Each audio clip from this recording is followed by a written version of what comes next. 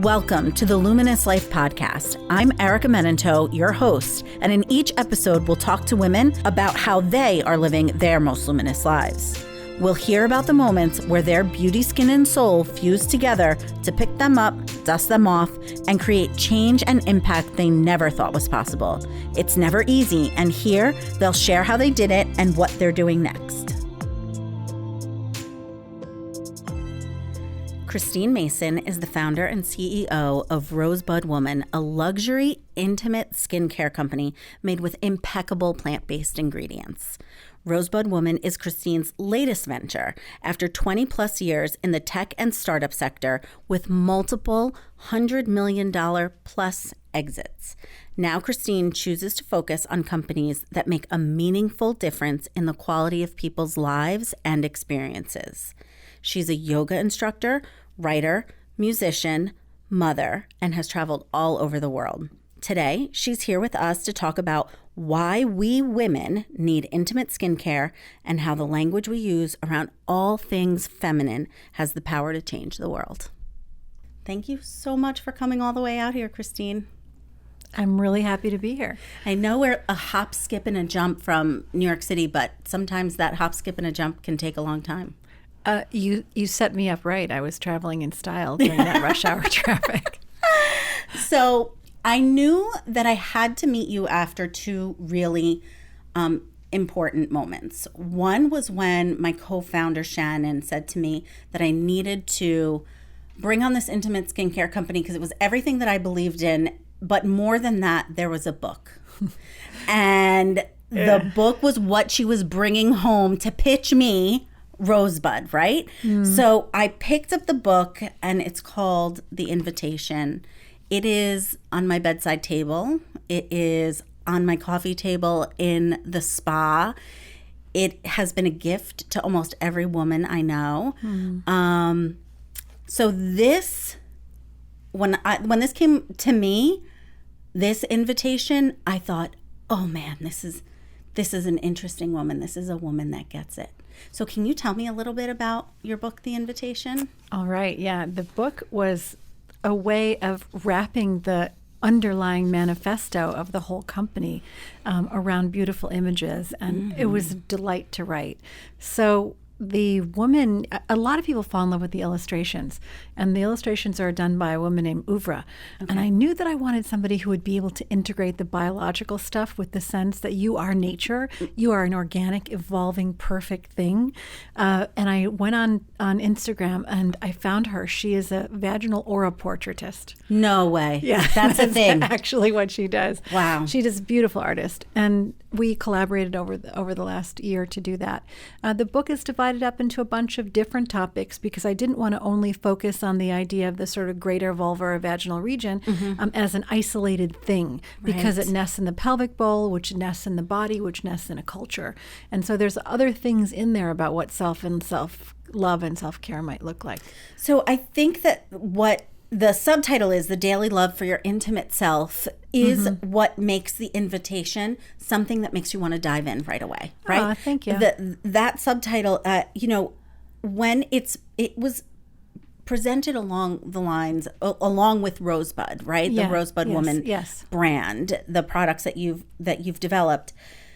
But to see that, I thought, oh my goodness, this founder, this woman that started this company cares more than just about the products and cares more than just about the vaginal area or the intimate skincare area. So I when people pick this book up, they start and think, oh wow, it's so beautiful, and they're looking at the illustrations and they're like, whoa, is this a vagina? It's almost like they don't expect it. And I think what you're doing in the mission of your company, the purpose of your company, is so special because it's giving voice to a part of our bodies that, when you really think about it, has been super neglected.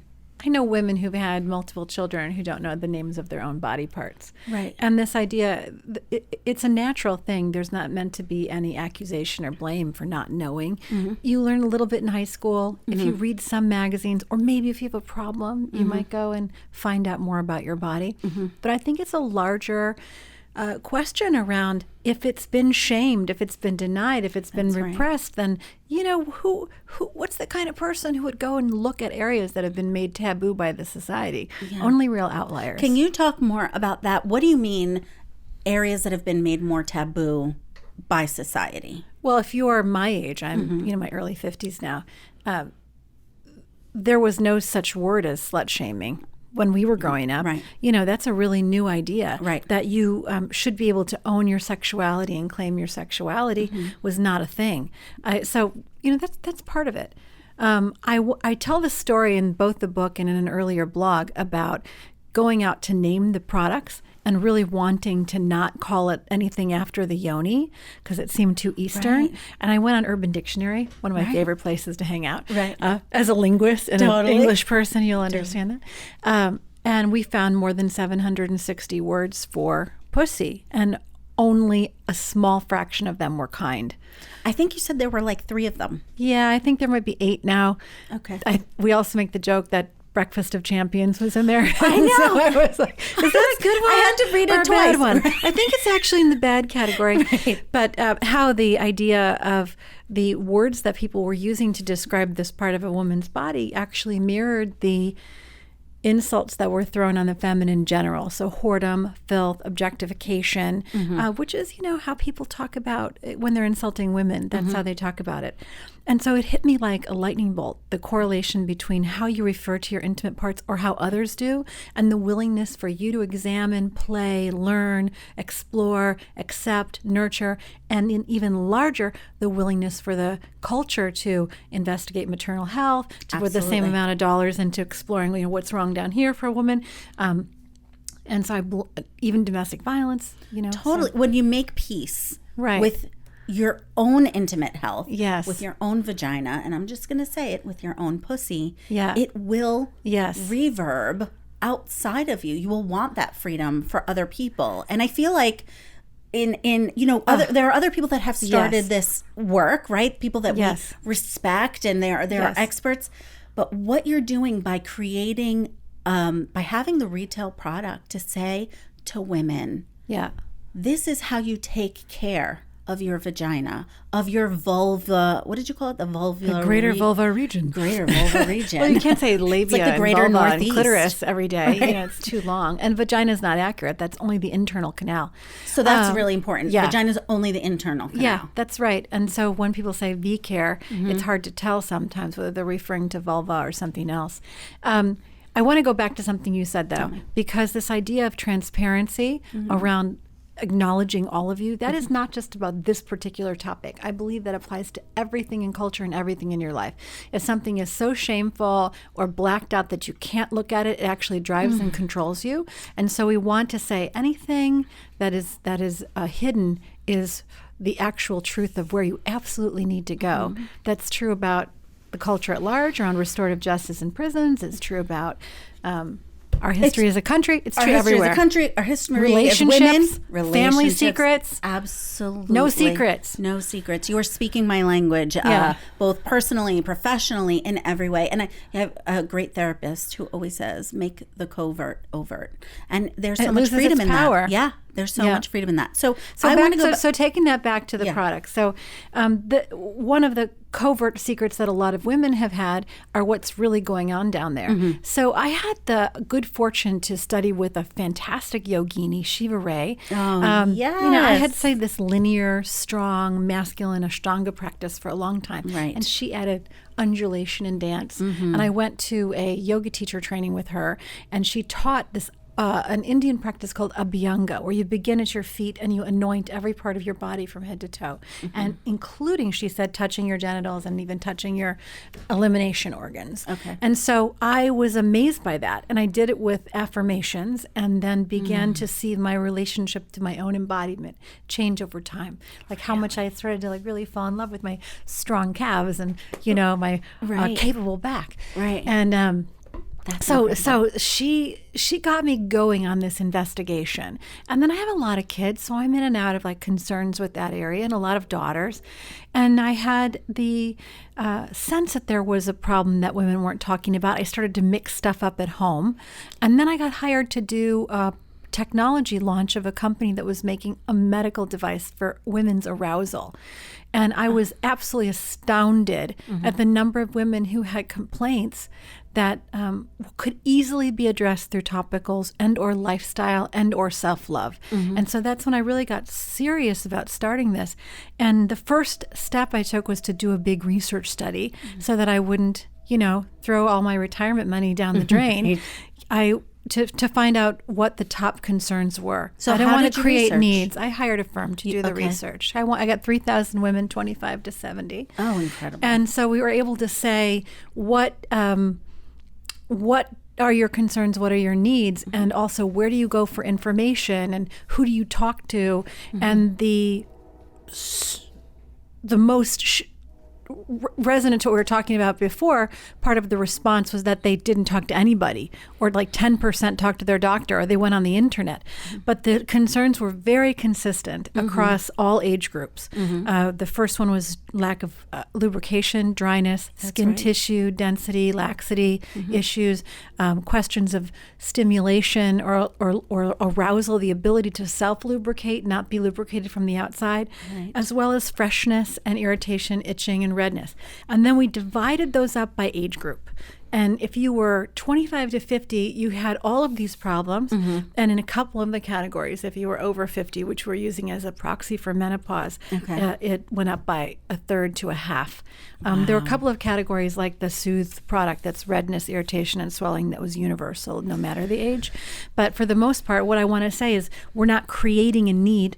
We're responding to needs that people who have not spoken out loud because they couldn't or didn't or were ashamed to. So one of the benefits of working at a spa, I always say it's like a women's locker room. It's what I imagine happens in a men's locker room, but for women, right? So for so many years, we have been hearing from our clients, like, bashfully, I am experiencing some dryness, or I'm thinking about, the bio hormones. What are those called? Bioidentical hormones. Have you heard? Oh, I've tried this testosterone cream, that kind of thing. So when we found Honor Bomb, and I have to start with Honor Bomb because I feel like Honor Bomb has addressed the needs of the majority of our clientele. And I will tell you that I would say ages 40 something and up, because it addresses issues of dryness or like discomfort in the tissue, not necessarily related to sex, but can also. Thank you for saying that. Holy moly! And when not related to sex. That was such an important thing about the self-care message, is that it's generally sexualized or medicalized, like shunted off to some back row or back aisle in the drugstore. But this is for you.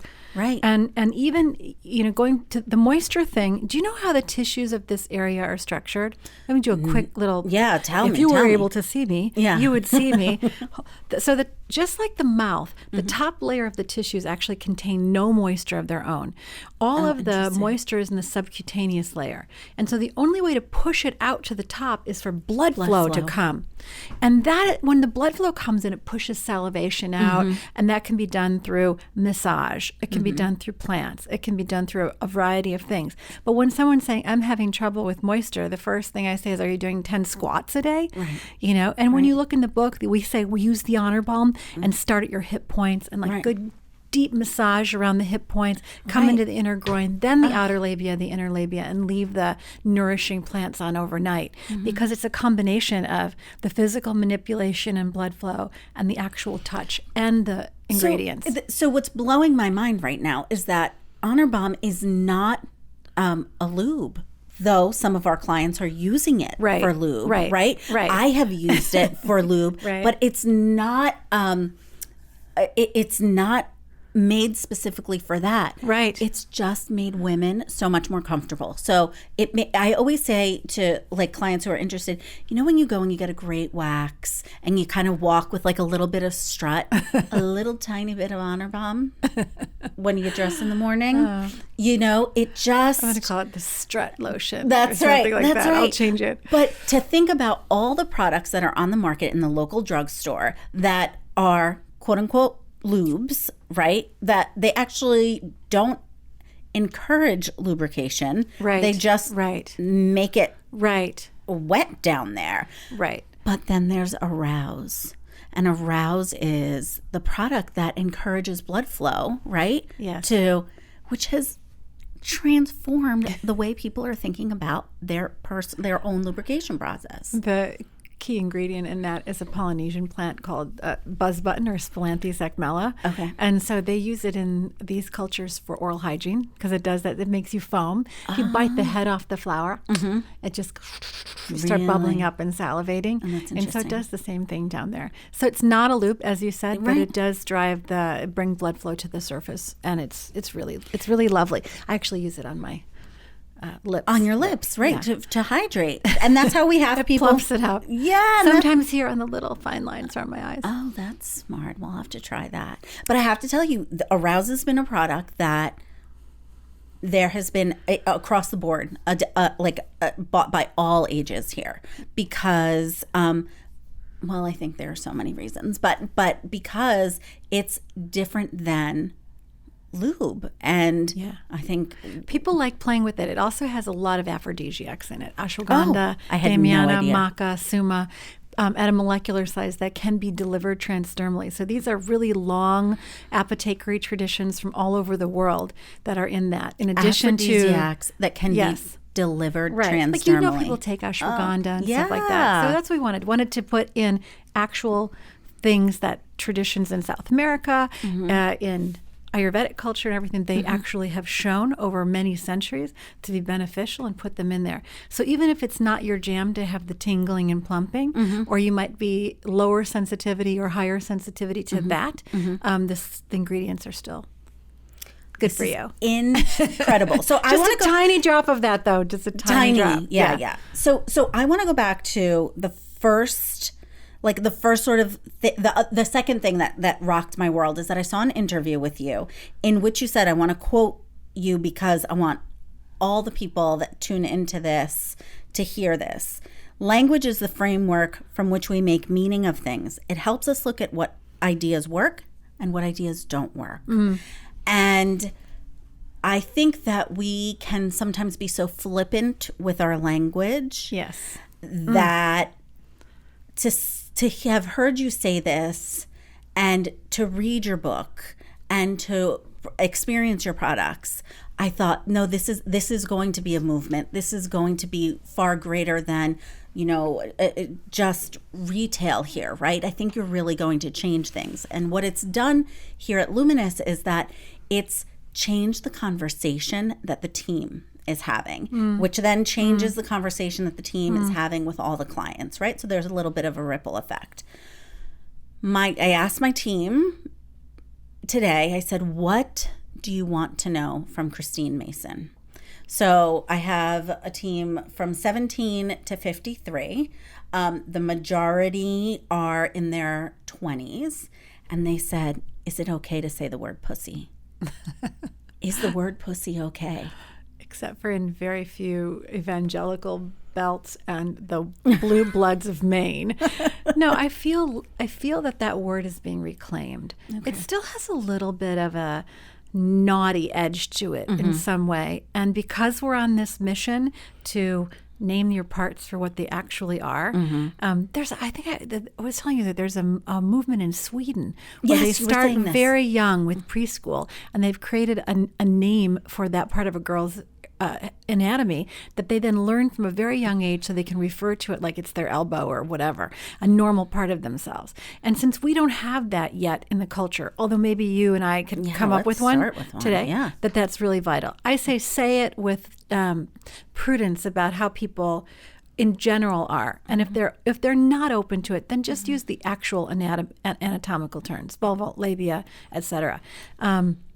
There's a bunch of women out there who are writing books and using it. Zoe Kors, one of our ambassadors, actually has a newsletter that you can subscribe to, where every day you get an email from your own pussy, and it addresses you by the name that you want it to call you. So it's basically saying that there's another brain, that you have an intuition that rests in the belly, and you have an intuition that rests in your genitalia, and that if something is good for you or attractive for you, you'll know it if you're tuned into that part of your body. I have that in my notes, that you say that it's another perceptor. Is that the word that you use? Another way to perceive and to understand how we feel about something. And I feel like we typically think about that for men, right? Like their power, so much we think comes from that area. But then what? Does it make you feel receptive? Right. Are you turned on? Is it open? Is your desire around that? Are you relaxed? Right. That's a really good one. Particularly, we were talking earlier a little bit about safety. That's right. And one of the key things for a woman is to be dropped into her body enough that she can let down and receive something or someone or an idea. And it's in that receptivity that all your most creative work is happening, that all your most creative activities are happening. And that includes the creation of life. So there's a whole relationship between starting to drop in, feel your whole body, and then allow. And we're thinking about, are our shoulders up to our ears, and is our spine straight, and we're feeling all parts of our body, and hopefully we are in tune with that, but we're not feeling anything down there, or if we are, we're not talking about it.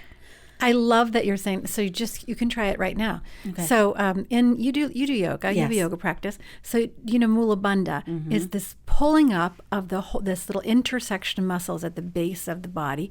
So you imagine your tailbone dropping down and that little X lifting up and hugging it. And then you zip your belly in just a little bit. And then you kind of notice what happens. And then zip a little higher, then squeeze the outer hips to the inner hips, and all of a sudden you've got like a strong base off of which you're rising. And that there's a connection not just with receptivity, but also with stability and power that comes into play when you start noticing what's happening in this part of your body that's been numbed out. A lot of women are numb. And that is trauma, that is blacking things out that have happened to them. That's childbirth trauma, a lot of things like that. So there's no one way to do it. One of the reasons I called the book The Invitation is because it's not like, here's a command, go do this. It's like, if you feel like being subtly coaxed into a new place relative to your own body, do it at your own pace, do it when you're ready, and notice what arises. And so make it gradual. It does, particularly if it's something that's uncomfortable for you. Because we test, I personally test every single thing here. When I tested Honor Bomb the first time, I said, oh my God, I didn't even know I was uncomfortable. What else am I not noticing? Right? I'm so much more comfortable now that I'm using the Honor Bomb. And what else am I noticing? And this is, what you're saying about increasing the blood flow to the area, and that, as you're talking about, this is a part of our power about, when you engage the Mula Bandha, when you align everything and you kind of bring your energy in, this is power. So how am I thinking that I'm going to stand powerfully in this world if my ankles are aligned over my knees, then a big blank spot, and then what? I'm going into my shoulders. There you go. Now you so, got it. Right. So I'm like visualizing all of this. And it's interesting because at the spa, we're having these conversations more. It's still hard. I'm by no means a prude. It's still difficult to, talk to women and say, if you're experiencing any dryness, and they're like, oh, no, I don't experience any dryness. Like, right. 1 out of every 2 women is. So they could be accurate. They absolutely. So I say like more joy, less suffering. It's there's the part of it that's just about if you're experiencing dryness. There's the other part that's just like, hey, I had a really long day. I'm going to spend 10 minutes before bed massaging stuff into my hips and putting a little here and giving my gratitudes and telling me I'm thankful for my body. And it doesn't have to be a problem driven. You're actually allowed to just have joy. For no reason. For pleasure's sake. Fun.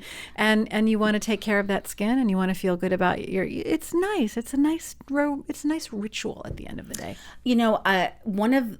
Some of the things that are my favorite rituals are all skincare things, right? Like, I enjoy cleansing my skin and moisturizing my skin and applying my lotion, and I do it every single day. It just relaxes me. I feel connected, and noticed when I learned about your products that when I put my lotion on my entire body, I, do my legs, I do everything. And then I'm like, every day I have the thought, do I put this near my vagina?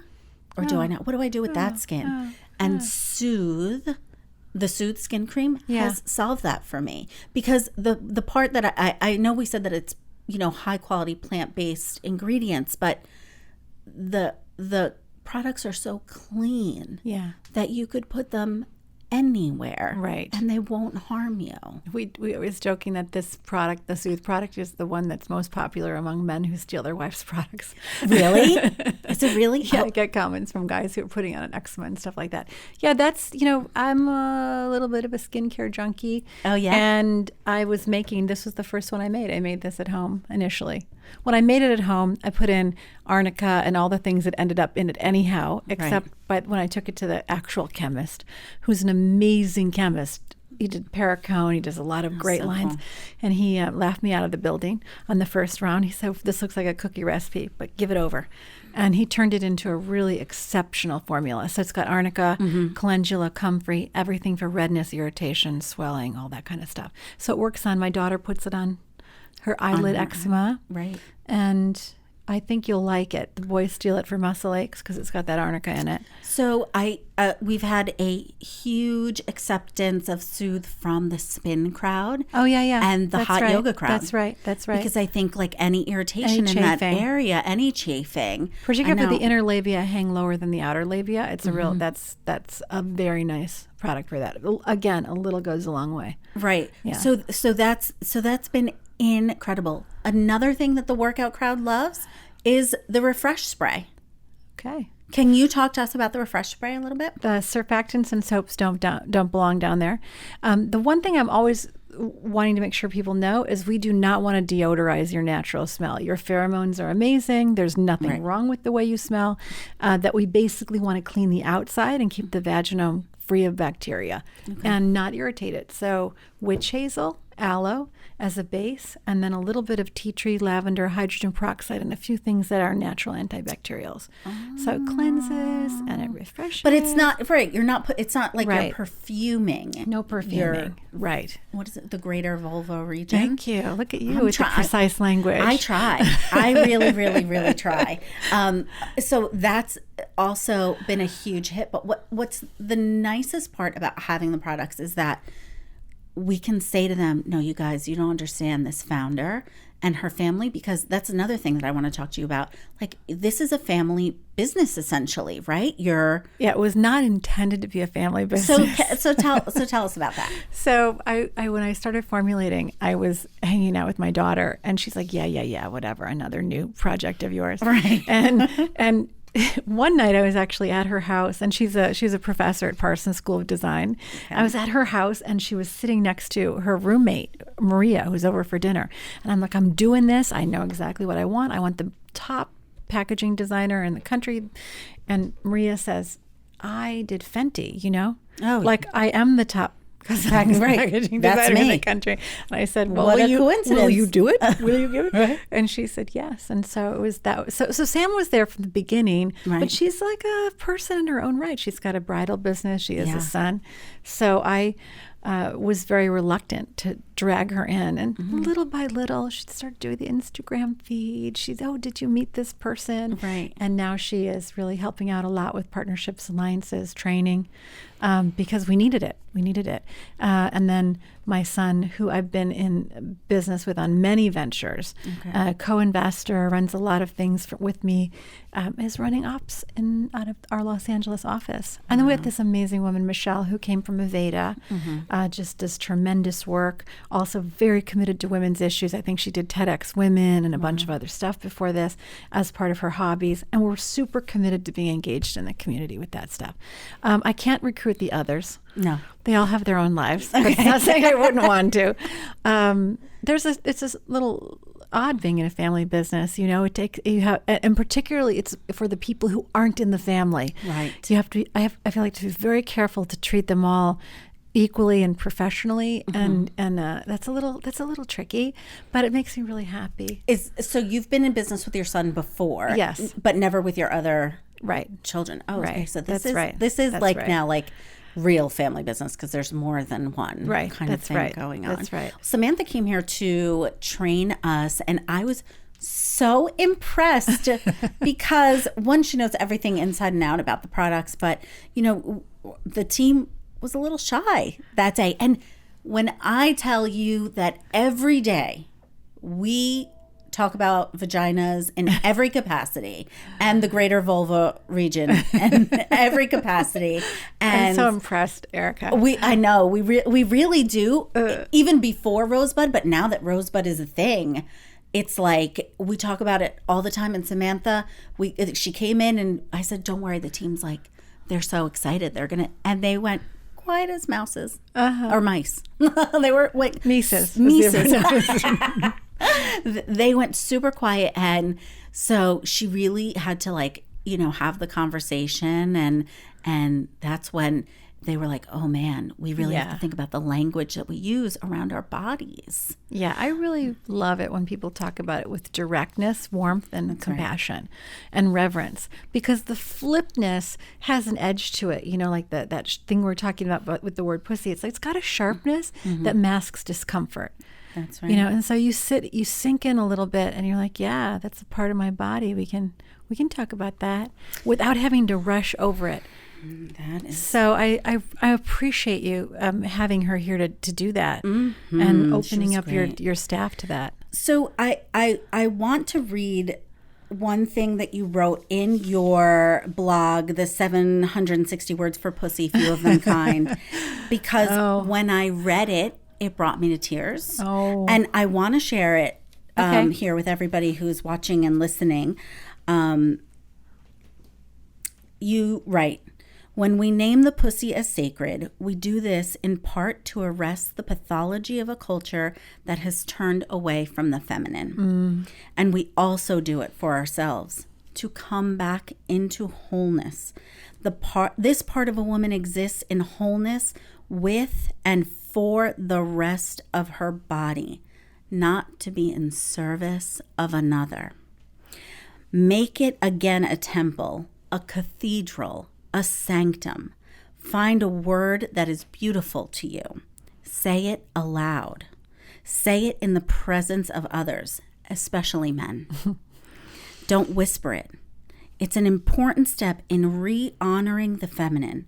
Women can integrate a renewed love of and vision of the pussy into our overall love of our bodies, right up there with lips and hips and shining eyes. Words matter. They encode our values. Use the honoring ones.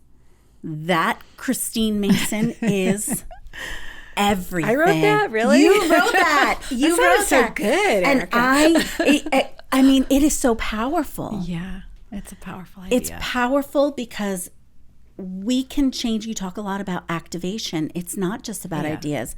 How do we activate it? Yeah. And for me, I'm activating your mission by considering my own pussy differently, by remembering it is a part of my whole and not just for service for another. Mm-hmm. And that in itself starts the ripple effect. It starts healing and it starts rippling, and the team's feeling it and the clients are feeling it. And I hope the whole world feels it. I'm so glad to hear that on so many levels. It opened a world for me. There's also the piece of I learn every day something new. Mm-hmm. And when I dropped into this piece, what came next was the idea of slowing down and being receptive and really feeling into your own body also allowed me to then feel into and be present more with you or with the stranger on the street. Mm-hmm. And that the whole idea of receptivity in the culture is one of those things that is at the root of a lot of, the lack of receptivity is at the root of a lot of damage. Mm-hmm. I've been trying to remove the word feminine from values that are soft, because we all know that feminine also contains the fierceness of a woman who's protecting her child. That's right. It contains aggression. It has strength in it. and instead to replace it with the language of the Tao, which is yin and yang. And you hear those also, these pairs of opposites.